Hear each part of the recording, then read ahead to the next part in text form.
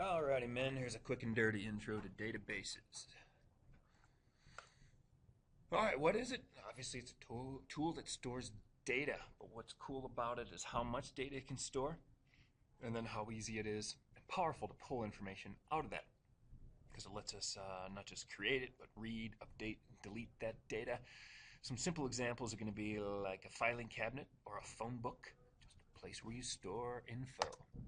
Some real examples, though, are going to be in Amazon.com's entire product inventory, King Soopers inventory, which is tied into every time you do a checkout and scan something. It's automatically subtracting whatever you bought from the quantity that's stored in their database. And even when the quantity gets too low, the computer goes ahead and orders more, so they can always tell how much they have in the store. And then think of everything you post on Facebook. That's all stored in a database. So what's cool is they're insanely powerful. And Oracle, which is one of the biggest databases out there, actually bought Java. And I said in class the other day that we can use Java server pages instead of PHP, but PHP is just a lot easier to use, and it's better supported, and just more people use it. So why are databases important? As it says, well, they're where a lot of the money and backbone of e-commerce applications. And anything we want to do that's dynamic, pretty much we're pulling information. We're putting information in a database and being able to pull information from it. So if you think of like making an online airline reservation, all the flight databases they have to keep track of.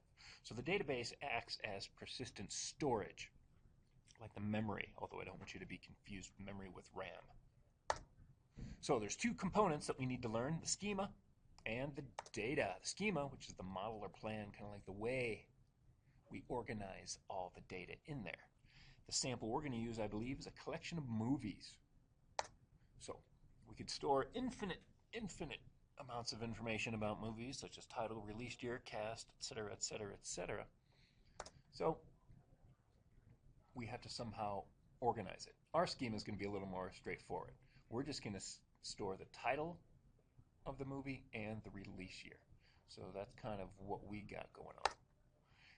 And the data, as you see in this image, we have our schema down here, title in one, release year in the other. That's our scheme, but the data is just stored, just multiple versions of that. So just like the rows or columns of information, you might look at it that way, and then rows. So the schema also sets up how we store the information. In this case, like the year is going to be stored 2-digit month, 2-digit day, 4-digit year. So you've probably filled out an online form that required you to do it in a certain format. That's because it has to fit with the database scheme. Otherwise, it could cause an error or wouldn't be retrievable. So the databases themselves contain collections of info called a table. And they're kind of like what you'd see in a spreadsheet, just columns and rows. Pretty straightforward, and a lot of times we don't ever directly look at this because there's just so much information in there that we wouldn't scroll through it.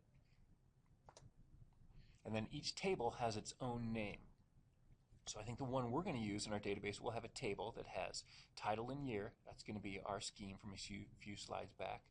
But we might later decide we want to add an actors table or a bigger one, like I think there's IMDb, Independent Movie Database, that stores all kinds of information about this online. And then you can have tables talk to each other.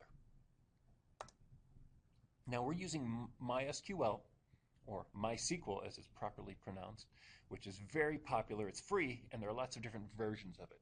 But SQL stands for Structured Query Language, and that's the language that allows us to talk to the database. And there's a definite need for this in the world. And here's an example of how it might be used. Select and star is a wildcard, so it means all. From, and our table is, our database is movies. That'd be the table is movies. And that's it. Quick and dirty introduction, and let's get started using it.